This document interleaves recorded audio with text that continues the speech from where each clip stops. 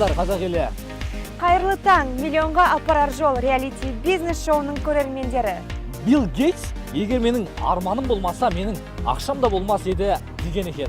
Сол айтқандай, біздің арманшыл шабандоздарымыз өздерінің жоталарын бағындыруда алдына жүйелі жоспар мен нақтылы мақсаттар қойып жүріп келе жатыр. Бизнес шоудың 6-шы аптасы, біз олардың қадамдарын бақылап отыруды әрмен қарай жалғастырамыз. Ендеше миллионға апарар жол реалити бизнес шоуның кезекті түсірілімін бастаймыз. Осы аптада миллионға апарар жол реалити бизнес шоу жүргізушілері қайда барды, кіммен кездесті, қандай қызықтар орын алды. Бизнес шоу шабандосы Арман Қожагелдиев қандай мәселеге тап болды және ол өз мәселесін тапсырмаға айналдыра алды ма? Сайраның дөңбіршегінде ешкімде жоқ қандай тауарлар бар?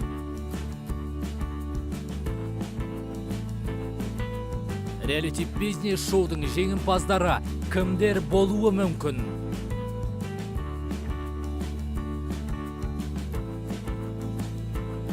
Дәл қазіргі уақытқа дейін ең көп қаражатты кім тапты?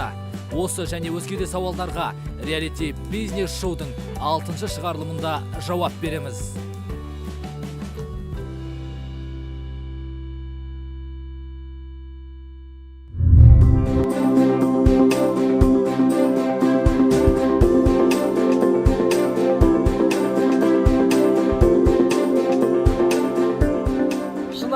Мінекей, біздің бизнес шоу ұжымы осы шығарылымда бізге осындай сый-сияпат дайындап отыр. Ар жағымыздағы 2 көлік, шайтан арбада, екіншісі заманауи үлгідегі мынандай автокөлік. Бізге кім қай көлікпен жүреді, оны біздің алтын асықтың көмегімен анықтап алатын боламыз. Бірінші біз қатысушыларды бөліп алсақ, қалай қарайсың? Дұрыс, алдымен қатысушыларды бөліп алайық. Жақсы. Мен бірінші болып осы жолы шабандоздардың ішіндегі гүлі болып саналатын мен Сайра ханымға барғым келіп тұр. Ал мен Саяхат мырзаға барғым келіп. Мен Талғарға барайын. Мен Нартай мырзаға барайын. Жақсы. Жанботаға барайын. Және Ерғали мырзаға мен барайын. 7-ші шабандозымыз Алматы қаласында қатысып жатқан Арман мырзаға мен барайын. Жақсы.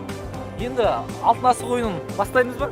Бастаймыз. Өткен жолы сенің асығың астынан түскен болады. Енді осы жолы қолға салып келіп тұр. Алшы деп бірінші мен таңдайын. Жақсы, Арман, олай болса бастайық. Жақсы. Ал түсем екен, алғашқы лақтырған кезде егер түссе, мына заманауи автокөлікпен қаланы мен аралайтын боламын. Кеттік. Арман, сіздің жолыңыз болды. Мінекей, мынау сиқырлы сөмкенің ішінде шайтан арбаға арналған бүткіл заттар бар, су бар, сусын бар, киім бар. Өзің игілігіңе жаратарсың. Жақсы, Арман, сәттілік. Рахмет. Шығарып салайын.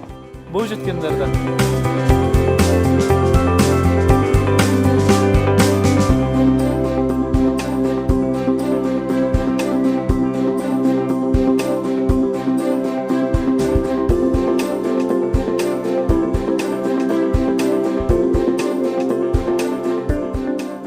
Бұл жолы көргендеріңіздей, менің асығым алшысынан түсті. Соңғы үлгідегі Мерседес автокөлігін мініп алып, әйгілі Байсат базарына сапар шектім. Қаладағы күнделікті қарбаласқа базар қосылса елестете беріңіз.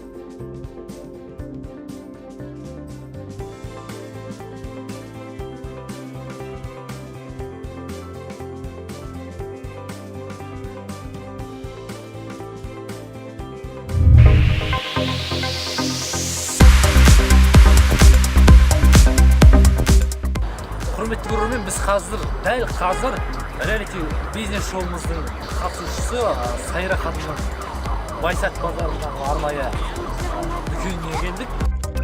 Менің Сайраға алғаш келуім. Білушілердің айтуына қарағанда, Байсаттағы жаңадан қосылған қатарлардың бірінде Сайраның дөңбіршегі орналасқан. Сайра жұмыс жүргізіп жатыр екен, қазір өзінің сатып алушылармен әңгімелесіп жатыр, әңгімелесіп жатыр. Біз де кіріп көрейік, бақылайық. Мынандай алып отыр. Сайра, сәлеметсіз бе? Сәлеметсіз. Сәлеметсіздер, қалай жүріп жатыр жұмыстарыңыз? Шүкір, бәрі жақсы. Қандай өзгерістер болып жатыр, қандай жаңалықтар болып жатыр сіздің Байсат базарындағы дүкеніңізде, шағын әлеміңізде өзіңіздің? Бізде тауардың түрлерін көбейттік. Негізі қазір тойбастардың заттарын көбейтті. Мына кісіде тойбастардың заттарын алға келген. Бізде қазір жүріп жатқан жұмыс сайтымыз дайындап қойдық, тауарларды түсіріп жатырмыз. Яғни мынандай аппараттың көмегімен дайындап салып жатырмыз. Өзге дүмбіршектерге қарағанда мұнда бір өзгешелік бар. Барлығы жинақы, реттеулі. Сайра Алматының Байсатында отырып, Қазақстанның түкпір-түкпіріне өз тауарын жай сатып отыр. Жаңа тауарларды сатуға арналған жарнамалық іс-әрекеттің алғашқы баспалдағы орындалып жатыр екен. Біз үстінен түстік. Мынадай жылжымалы студия арқылы кіші тауарларға жарнамалық фотосессия жасалады. Сайра өз тауарларын суретке түсіріп, оны сайтқа орналастырмақ ниетте екен. Біздің шабандозымыз Сайраның дүкенінде не жоқ нәрсенің бәрі бар екен. Мына жерде мен жаңа қарап жатырмын, арнайы визит карточкасы көбінде 1000 ұсақ түйек деп айтылушы еді, 1000 мелочей. Ал мына жерде миллион мелочей деп жазылып тұр да. Енді ол өзі бір көз тартарлық дүние. Сосын мынандай дүние сіздер көрдіңіздер ме бұрын соңында? Мынау сайрақ не нәрсе? Жаңбыр жауғанда аяқ киіміңізді сыртынан киіп аласыз, аяқ киіміңіз балшық болмайды, су болмайды. Одноразовый емес, бұл көпке шыдайды. Құдайым, мына таза бізге керек нәрсе ғой, көліксіз жүретін дүние. Дәл осыны аяқ киім сыртынан киіп алуға болады екен. Бұл ерлерге арналған нұсқасы, және мына жерлерге әйел азаматтарға арналған аяқ киім сыртынан тағы бір дүние тұр. Бұның ерекшелігі дәл каблукпен жүреді дейді, жаңа ұзын өкшелі аяқ киіммен. Астында тесігі бар екен. Осы жерден ұзын нені шығарып қойып, әрмен қарай жүріп кете береді. Бізді көріп отқан құрметті көрермен, мінекей осындай керемет дүниелерді алғыңыз келсе, танысқыңыз келсе, біздің шабандозымыз Сайраның Байсат базарындағы 1-ші қатар 42-ші бутикке келіп танысыңыздар. Мына жағымызда міне миллион түрлі тауар бар.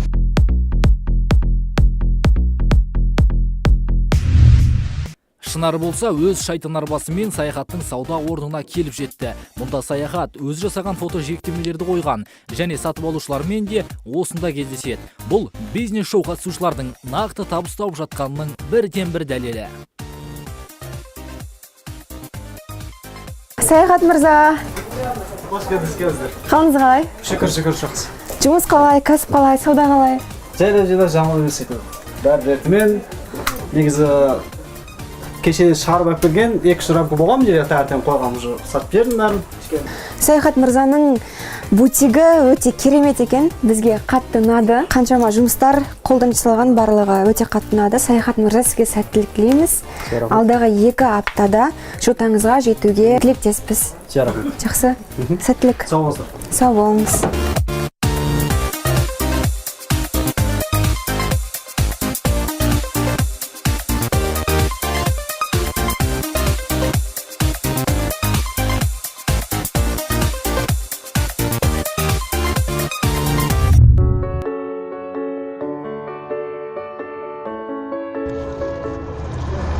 Біз қазір Сайраның дүкенінен шықтық, бізге осындай керемет сыйлық үлестірді. Енді қазір әрмен қарай Талғар өзінің медициналық орталығына осы Ялан базарынан бір құрал жабдықтар, бұйымдар алуға келген екен.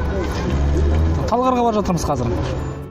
Алматы десе апорт алмасы, көктөбесі, медеу мұз айдынымен қоса барахолка базары да көз алдымызға елестейді. Сайрадан шыққан сәтте Талғардың да осында жүргенін білдім. Бірақ Байсат базарында емес, техника бұйымдарын сататын Ялан базарында екен. Талғарды іздеп барахолка базарын біраз шарладым. Ақыры таптым. Талғар мұнда да отбасы мүшелерімен бірге. Талғар қазір осында екен, көрейікші. Ассалаумағалейкумдер. Ассалаумағалейкум. Ассалаумағалейкум. Қалдарыңыз қалай? Сәлеметсіздер ме? Қайырлы күн. Іске сәт. Қаланың бір сонау шетінде не істеп жүрсіздер жалпы? Сіздер медициналық орталықта адам емделуіңіз қажет еді ғой негізі. Соны халықта түсінбей тұрған шығар. Жұмысты жүйелендірудің бір несі жаңағыдай. Өзіміз ақырын не бойынша жүйелендіруге әрбір сатымен жұмыс жасаймыз. Бұрын жаңағыдай өзіміз жоқ болсақ жұмыс тоқтап қалатын, мысалы. Негізгі дәрігерлер ғана барлық жұмыс істеп тоқтап қалатын, енді соны өзіміз жоқ кезде ары қарай жүре беретіндей сол жүйеге қарай келе жатырмыз да. Соның бір басқаша ретінде осы жаңағыдай арнайы видео камераларды орнатпақсыздар. Демек сіздер өздерің жұмыста болмасаңыздар да осы камералар арқылы бақылап отырасыздар. Жалпы таңдадыңыздар ма қазір? таңдап алдық негізінен. Қайсы камералар алып жатсыздар? Бірінші осындай мынандай телевизорлар, өйткені бұлар бізге жаңағы рекламалар керек та. Не флешкамен салып қоямыз, өзіміздің жаңағы видео пікірлер және өзіміздің жаңағы видео рекламалар. Орталық туралы видео. Солар келген көрермен күтіп отырады, орында отырып, соны сіздерді көріп отырады. Солар информацияны алып отырады үздіксіз түрде. Өте жақсы, өте жақсы тәсіл. Басын ауыртпайды. Осыған қарап, бірінші басқышта қандай емделіпті, екінші басқышта қандай болыпты, үшінші басқышта 100% емделіп сауыққандар екен мынау деп, осыған қарап көріп отыратын болсын. Өйткені сол науқастарға оңайлық туылсын деп осылай істеп жатырмыз. Ал енді шеске сәт. Мен әрмен қарай жылжиын, мені Жанбота күтіп отыр енді тағы бір жерде. Жақсы. Рахмет. Рахмет, иә.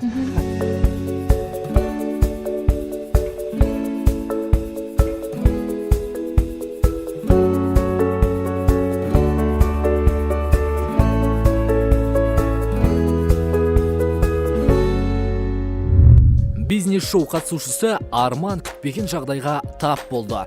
Бүгін онлайн мастер-классымен қосымша жарнамалық ролигін түсіру керек. Бірақ жалға алған мекеме басшылығы есікке құлып салып кетіпті. Өздері жоқ, телефонға жауап бермейді.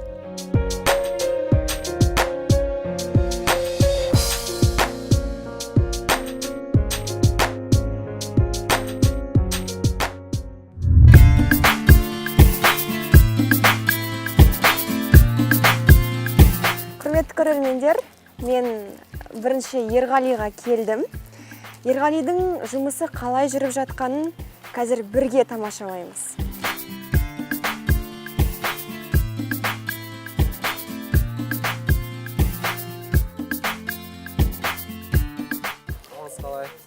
Сәлеметсіз бе, Ерғали? Қалдарыңыз қалай? Жұмыс қалай? Не себептен бүгін осы жерге келдік? Бүгін осында Арман ағаның мастер-класын түсіруіміз керек болған біз. Соған енді кішкене қиыншылықтар болып тұр. Иә, қандай? Помещение жабық, бірақ біз мойымаймыз. Аға айтпақшы, проблема это задача дейді ғой. Өзімізге берілген тапсырманы абыроймен атқарып шығамыз деген үміттеміз. Жақсы, олай болса, көрейік. Арманмен болған кездесу күтпеген жайттарға толы болды. Біз күту миссиясын орындап отырған тұста екінші түсірілім тобы Шынармен бірге келді. Сөйтсек, Арманның жарнамалық ролигін бизнес-шоу қатысушысы Ерғали түсіру керек болғанда, Ерғалиді Шынар түсіру керек. Міне қызық. Жұмыс қалай, Ерғали мырза? Жұмыс жақсы. Арман мырзалар, бұл не отырыс?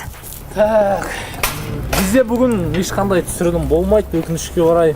Не себеп? Бірақ мәселені ешқандай тапсырмаға айналдыра алмай отырмыз. Олай болса, бірге тапсырмаға айналдырудың жолын қарастырайық. Себебі түсірілім тобы бәріміз бірге келдік осыны түсіру үшін. Бүгін жалпы жаңа жоспарланған қандай болатын жалпы сценарийде? Сценарий бойынша бүгін мен Арман ағаның мастер-класын түсіруім керек болған. Онлайндықтарға арналған мастер-класын түсіріп беруім керек болған. Келдік, өкінішке орай мекемеміз жабық, түсіруге арналған. Бұны қалай біз тапсырмаға айналдыруымызға болады негізінде? Енді қазіргі уақытта барлық біздің керекті құрал жабдықтарымыздың бәрі соның ішінде қалды. Сол үшін ішіне кіруге ешқандай мүмкіндік болмай тұр. Тек қана бір шешімі бар сияқты, күту керек секілді. Иә, әрине, күтеміз, соңына дейін күтеміз. Қазір айтады ғой, бай да мінер бір атқа, кедей де мінер бір атқа дейді. Сабыр түбі сары алтын, іздеген жетер мұратқа. Сабырлық сақты танытайық.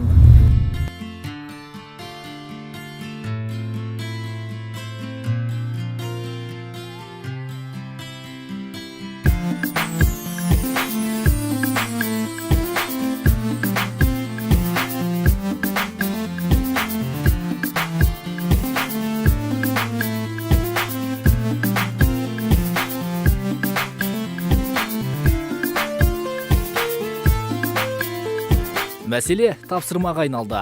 О, тоқта. Алло. Иә. Иә. О, аха, жақсы. Сау болыңыз. Келеді ма? Аха, келеді.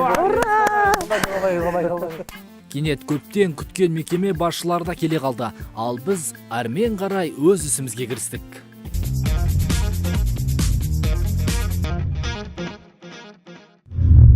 Құрметті көрермендер, бұл жерде Біз Ерғали мырзаны түсіру үшін келдік. Ерғали мырза бүгін өзінің тапсырысы бойынша жұмыс жасауда. Яғни қатысушымыз Арман мырзаға онлайн сабақ түсіріп беруде. Біз Ерғали мырзаны түсіру үшін келдік. Бұл жерде де түсірілімдер болып жатыр. Бірін-бірі түсіріп жатыр бұл жерде. Фатима Қожагелдиева дейтін қолынан өнер тамған шебер мына кісі. Қазір онлайн мастер-классқа дайындалып жатыр. Арман мен Фатима Қожагелдиевтер ұлттық нақыштағы перделер өндірісін жан-жақты дамытуда. Өздері тігіп, пішіп, саудаға да түсіреді, оны ынталы жандарға үйретеді. Біздің реалити бизнес шоу ұжымы аламанымыздың 60 күндік аламанымыздың шабандозы Арман мырзаның шаңырағында деп айтсақ болады. Осындай керемет кеңсесінде қонақтамыз. Мұнда менің өздеріңіз көріп тұрғандай керемет ою өрнектер мен қазақы нақыштағы, ұлттық нақыштағы перделерді өндірісі дамып жатыр күннен күнге. Неше түрі бар? Түрі бар. Енді көрсең көз сүйсінеді. Анау айтады ғой, қазақта жаяу адам жатып қарайды, атты адам атына түсіп қарайды деген секілді. Сол сияқты керемет перделер. Жалпы жұмыс барысы қалай жүруде, Арман мырза? Жұмыс барысы қазір өте қызу жүруде. Қазіргі уақытта бізде тапсырыстар қабылдадық. Кеше ғана мастер-классымыз өтті. Енді қазір тапсырысты орындап жатырмыз. Міне қазіргі орындап жатқан тапсырыстарымыздың бірі Атырау қаласына кетеді. Атыраудың мұнайшыларына арнайы Атыраудың мұнайшыларына арнайы жасап жатқан пердеміз. Жоқ, мені мына бір жағдай қуантады негізінде. Біздің осы ұлттық нақыштағы киімдерімізді, дәстүрлі әндерімізді көбінде дәріптейтін сол батыс Қазақстан өңірінің азаматшылары. Енді олардың өзі қызылордалық, алматылық, астаналық азаматтарды мойындай бастағаны ол көз қуантатын жағдайда. Шынында біз ұлттық киімді көбінесе сол батыстан көп көреміз. Олардың үстінен, олардың көбісі жаңа тігіп соларды насихаттап жатады. Иә, ол жақта шынына келгенде қазіргі уақытта бізде үйренем деген біріншіден адамдар өте көп батыс жақтан, Ақтөбеден, Атыраудан, Қызылордадан көп адамдар хабарласып жатыр. Сол кісілерге қазір онлайн түрде сабақтарды өткіздік. Сол қазіргі уақытта онлайн сабағымызды жүйелеп алу үшін Ерғалиді шақырып, қазір сол онлайн сабағымызды видеороликке түсіріп жатырмыз. Жақсы, құрметті көрермен, енді жаңа онлайн сабақтар деп жатырмыз ғой, мастер-класстар. Міне бұл кеңсенің бір бұрышында арнайы мастер-классқа арналған бейне сабақ түсіріліп жатыр. Фатима ханым осы Арман ағамыздың серіктесі, бір жағы өмірдегі жары деп айтсақ болады. Сәлеметсіз бе? Кеш жарық, қайырлы таң деп айтайық. Қандай жұмыстар жүріп жатыр? Жалпы біздің Ерғали да біздің шабандоз, Арман мырза да біздің шабандоз, жұмыстар ұнап жатыр ма сізге? Ұнап жатыр. Ерғали мырзаны біз өзіміз жеке тапсырыспен, мысалға келісіммен қазір видео сабақтар жасап жатырмыз. Бізде онлайннан Ерғалидің бір-екі жұмыстары бізге жасап берген. Біздің видеоролигіміз жасап берді Ерғали. Сол үшін оның жасаған жұмыстары бізге өте қатты ұнады. Ол видеороликтен біз шынын айтқанда енді көп табыс таптық. Сол үшін Ерғалидің жұмысы бізге өте қатты ұнағаннан кейін біз ары қарай Ерғалимен жұмыс жасауды солай шештік. Жақсы, ендеше істеріңізге табыс, береке, бірлік тілеймін. Уақыттарыңызды бөлгендеріңіз үшін рахмет. Одан ары қарай енді табысты болыңыздар. Рахмет сізге. Рахмет. Құрметті көрермен, біз бүгін екі бірдей қоянды бір ғана оқпен аттық. Біздің осы кереметті кеңсемізде екі қатысушымыз бірдей жиналып қалған екен. Солардан сұхбат алып, енді әрмен қарай тағы да басқа қатысушыларымыз бізді күтіп жатыр. Ендеше соларға қарай біз бет аламыз.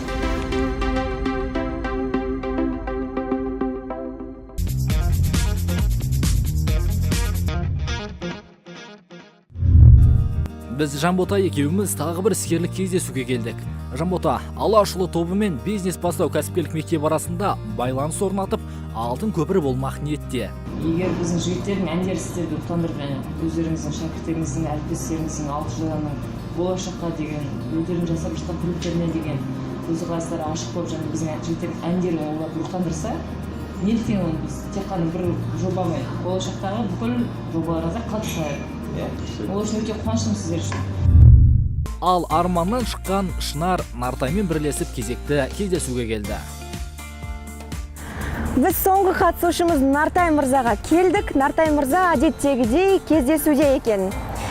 Көріп тұрғандарыңыздай қатты шаршап, киімімізден ештеңе қалмады десек те болады. Түріміз де. Бірақ соған қарамастан біз түсірілім тобы соңғы қатысушымызды көру үшін, яғни қадағалау үшін келіп тұрмыз.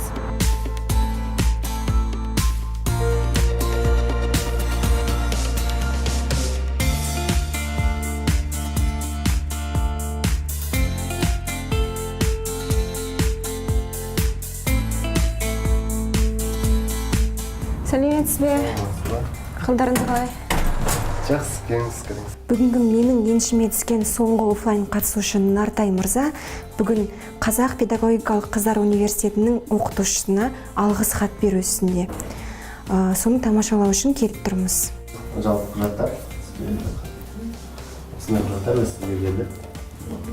Бұл жерде бағана заң түрде тіркеу нөмірі болады. Аты жөні, мектепте жұмыс орны, тақырыбы, және де біздің бас редактордың аты жөндері толық.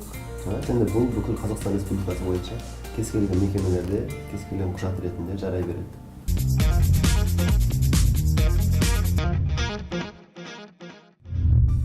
Осы жолғы талқыда қатысушылар реалити бизнес шоу жайындағы ой пікірлермен бөлісті. Көшті бастап келе жатқан талғар алғаш боп шыққанды. 60 күндік аламан достық Тибет медициналық орталығының дамуы мен ілгерілеуіне айтарлықтай көмек көрсетті дейді. Оның барлығы шын айтқан кезде енді сіздің біліміңіздің арқасы осы бүкіл жастар жинап, бүкіл жас болсын, үлкен кісілер болсын, осындай шетелдің озық білімін бізге әкеліп, ой, шетелде бәрі бар, шетел дамыған деп ойлаймыз. Мен мысалы сізге айттым алдында бір Алекс деген таныс досым бар, канадалық. Ол курс ашады, бірақ ол өзі шетелдік соншама информацияның арасында жүр, ағылшын тілінің арасында жүр, бірақ ағылшын тіл курсын қалай дамытқанын білмейді. Канадалық өзі дейсің. Иә, өзі канадалық. Соны мен айттым, осындай бизнес бастау деген тренинг бар, осындай мен оны қолдандым. Мұншалықты дәрежеде өсті, көтерілді десем, көзі кәдімгідей көйіп бақырайып, мен барам. Ол қазақша білмейді ғой. Қазақша білмейді, сосын мен айттым, мен аудармашы болып беремін. Мастер-классқа кетіп барамын деді. Сөйтіп мен сізге айттым, айтатын күні, содан кейін 2 күннен кейін ол неге кетіп қалды ана Атырауға, батысқа кетті. Бір Қазмұнайгаз компаниясы осы жұмысшыларды тәрбиелейді екен. Осыған мұғалім болсаң деп. Қазір WhatsApp-та сөйлесіп тұрамыз. Ол айтады, мен Алматыға барам, мастер-классқа барам дейді. Енді бізді канадалық келіп бізден оқып жатса, шынында да бізді ұялатын ештеңкесі жоқ. Біз өзіміз төмендетеміз ғой, әйтпесе біздің беріп жатқан мысалы білім олардан артық болса екен емес. Бірде-бір бизнес тренинг 100% нәтиже бергіземіз деп айта алмайды әлемде, мен білем. Бізде мына 21-ші ағым практически 100% жақсы беріп жатыр. Жақсы, алда да сондай керемет қызықты нәрселер көп болсын. Енді келесі меже бір күнде 1 миллионға жеткізу, жаңа жылға дейін сондай немен етіп. Жақсы кім? Жанбота болса жезқазғаннан арнайы келгеніне еш өкінбейді. Өйткені нөлден жаңа кәсіп бастап, оны аяғынан тік тұрғызып жатыр. Өз тәжірибесін шыңдауда. Қазір мемлекеттің экономикасын бірден-бір көтеретін ол кәсіпкерлер. Үлкен үлесін экономика кәсіпкерлер. Жаңағы соғыстан кейінгі құлдыраған Японияның дәрежесін бір Канасуки Мацусити көтерсе, сіз бір емес бірнеше кәсіпкерлерді оқытып жатсыз. Сізге үлкен алғыс. Мынау реалити шоу қатысып жатқан балалардың өздері қазір қалған 10 адамның бәрі табыс тауып жұмыспен. Менің өзімде қазір 5 адам Алматы қаласына келгеніме бүгін 42-43 күн аралығында қазір 5 адамды жұмыспен қамтамасыз етіп жатырмын. Ол деген мемлекетке түсетін бюджет және халықтық жұмыспен қамтамасыз ету ол. Одан да басқа қаншама адам оқып жатыр. Ол үлкен жетістік, үлкен дәреже. Сайра да күннен күнге табыс сырын түсініп келеді. Жетістікке жету сырын бизнес бастаумен тығыз байланыстырады. Көп ойландым, осында келмегенде мен мүмкін қайда жүретін едім. Қазір мен мысалы табыс таптым. Бір жағынан сентябрьда сабақ басталған кезде біраз балаларға көмектестім да. Енді садақаны былай алған адам білмеу керек дейді, бірақ бірталай адам оқушыларға семьясында қиыншылығы бар балаларға көмектестім. Өзім де қатты қуанып қалдым. Енді қайырымдылық жасайды екен бұл адамға. Қолымнан келеді ғой деп сондай істері болды. Одан кейін өмірімде бірақ өзгеріп кетті. Мен енді қазір сенімім мол да, енді қорықпаймын. Ең бастысы ғой өмірге адам сенім тық жүріп аяқ. Былай ештеңеден қорықпайтын да болдым. Былай бәрін жасайтынға болатынын көрдім. Сізге зор денсаулық, ұзақ ғұмыр тілеймін. Рахмет. Сізге көп рахмет. Рахмет, осындай енді талаптанып алып кеткен адам болса қуанамыз әрине. Арман келер 7-ші талқыда бізбен бірге бола алмайды. Астана қаласында мастер-класс өткізгелі жатқанын айтады. Қазірде Фатима Қожагелдиевадан Алматы, Астана қалаларынан офлайн, өзге қалалардан онлайн перде тігуді үйреніп жатқан жандар саны жетерлік. Қазір енді басқаша. Қазір мен қайда барсам да, не жасасам да, өз-өзіме деген сенімдімін, және жұбайым да өз-өзіне сенімді боласыз. Қуаныштымыз осылай шәкірттеріміздің тура өстіп, сенімді болып, тік қарап, тік жүріп, болашаққа қарай. Енді осыны ары қарай дамытып, содан кейін ары жағын елге, жұртқа, ағайын, туғанға қолғабыс жасап, елдің дамытуына үлес қосу. Біздің негізгі міндетіміз, біз айтып жүреміз ғой, бизнес бастаудың негізгі міндеті бүкіл қазақтарды осылай қаржылық қыспақтан шығарып, байғылу. Жақсы, қуаныштымыз. Жақсы, рахмет үлкен.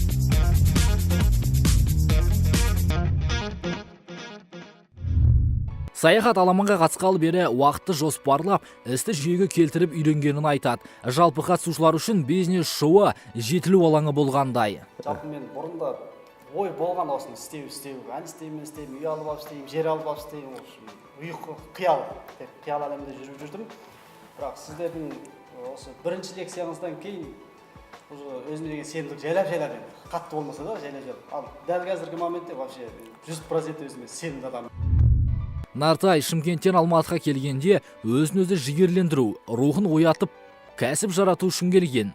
Ол мақсаты орындалып келеді. Әсіресе журналды кім оқиды деген сияқты сұрақтар көп болды. Дизайнерге барып директормен сөйлесем тілшілермен, оны кім оқиды? Оларға түсіндіремін, олар түсінбейді. Қиыншылықтар болды. Болмайды деп жатқанда соны бұзып жарып шығуға үлкен дұқ керек. Сіз қайта-қайта сабақта айтасыз ба мысалы? Бұл дүние келген екен, жүрегімде жан бар да, бойымда қан бар да, болмасы да, болады деп арманда деген. Солар қатты адамға көмек береді екен. Ерғали әзірге аламанның соңында келеді. Бірақ аламан аяқталуына 15 күн уақыт қалды. Сол уақыт аралығында жотасына жетуі мүмкін. Алла бұйыртса кішкене бизнесіміз аяққа тұрып жатыр. Енді осымен дальше кетеміз. Барынша осыны дамытып, ары қарай дамытамыз деген ниеттеміз.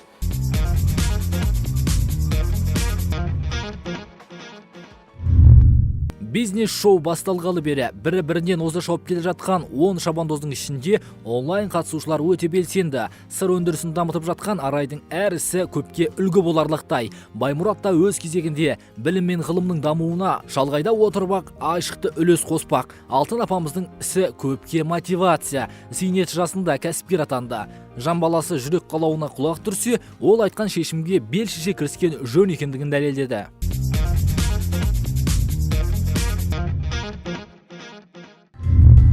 Миллионға апарар жол реалити бизнес-шоуының 6-шы аптасында қатысушылар өз жоталарына жетіп қалды. Олардың көздеріндегі жеңіске деген сенім күн артқан сайын артып келеді. Бизнес-шоу шабандоздарының 45 күн ішінде тапқан табыстары дәл осылай болды. Ерғали 210 мың теңге, Арай 450 мың теңге, Жанбота 2 миллион 230 мың теңге, Арман 840 мың теңге, Сайра 2 миллион 50 мың теңге, Саяхат 380 мың теңге, Нартай 443 мың теңге, Талғар 2 миллион 556 мың теңге, Алтын 313 мың теңге, Баймұрат 512 мың теңге.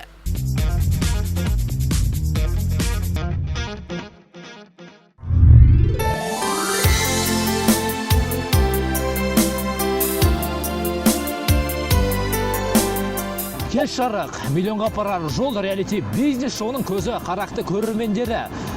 Алматы қаласында Астана уақытымен дәл қазір сағат тілі тұп-тура 22:55 көрсетіп тұр. Мен Республика сарайының алдындағы Абай монументінің алдындамын. Шынар екеуміз осы жерде кездесуге уағдаласқан болатынбыз. Межелі жерге мен келдім. Мінекей белгіленген уақытта Шынар да келіп жетті. Кеш жарық, Шынар. Қайырлы кеш, Арман. Бүгінгі күн қалай өтті? Жалпы мынау шайтан арбамен Алматы қаласын шарлап шыққан қандай екен? Өткен жолы маған өте қызықты болған негізі. Маған қызық әрі қиын болды, себебі велосипедке отырмағаныма 5-6 жыл болып қалған. Шығарылымнан өзіңіз көрерсіз, бірнеше рет құлап, үсті басымның барлығын кірлетіп алып десем болады. Үсті басым шаң деп қояды. Жалпы жақсы, қатысушылардың, шабандоздардың өмірінде қандай жаңалықтар, кәсібінде, нәсібінде қандай бір өзгерістер болып жатыр? Мәселен деп мен өзім бастап кетсем, мен ең алғаш болып Сайра ханымға бардым. Ол кісі менің үсті басыма үйіп төгіп сый-сияпатын үлестіріп жүрген. Алтынмен аптап күміспен қаптамаса да бір шама сый-сияпатын үлестірді. Жалпы келушілердің саны көп, кәсібі жүйеленіп келе жатыр екен. Дәл солай Саяхат мырзаның да кәсібі жүйеленіп, келушілердің саны артып жатыр. Әдеттегідей Саяхат мырзаның біз жұмыс орнына бардық, қол өнерімен жасалған туындыларды көріп, риза болып қуанып қайттық. Саяхат мырзаның табысы жоғарылап бастапты. Жақсы, Талғарда да дәл солай. Бүгінгі күн олардың емханаларында азды көпті демалыс күні болғандықтан сауда орындарына барып, медициналық орталығына арнайы камера орнатуға таңдауға барыпты. Соның куәсі болдық. Одан кейінгі түсірілімді өзіңді білесің? Иә, кездейсоқ кездесіп қалдық. шытырман оқиғалы кездесу болды деп айтсақ болады. Арман мен Ерғалидың кездесуі жоспарлары сәтсіз болып, ол мәселеге айналды. Мәселені барынша тапсырма ретінде қабылдап алдық деп ойлаймын. Қабылдап және шешімін таптық. Жақсы. Одан кейінгі менің кездесуім, дәл қазір келе жатқан мекенім, Жанбота мырзамен кездесуге бардық. Енді біз кәсіп жаратумен қатар сөйлеу өнерінде, адамдармен тіл табысу өнерінде меңгердік деп айтсақ болады. Осы 21-ші ағымның бітіру кешіне атақты деп айтайық, Алаш ұлы тобы өзі келетін болды. Соның директорымен біз сырлы сұхбаттан келе жатамыз. Келіп тұрған бетіміз дәл осы. Жақсы, ал соңғы қатысушы Нартай бүгін Қыздар педагогикалық университетінің білікті және білімді оқытушысына алғыс хат табыстады. Біз соған қонақ болып қайттық. Жалпы екі шығарылым бойы біздің реалити бизнес шоуымыз көрермендердің қызығушылықтарын оятатын, оларға белгілі бір бағдар мен жүйелі жоспар қоюға үйрететін болып бет бұрып келе жатыр деп ойлаймын. Алдағы шығарылымдар бұдан да қызықты болады деген ойдамын. Қадірменді көрермен, реалити бизнес шоуымыздың кезекті шығарылымында кездескенше аман сау болыңыздар.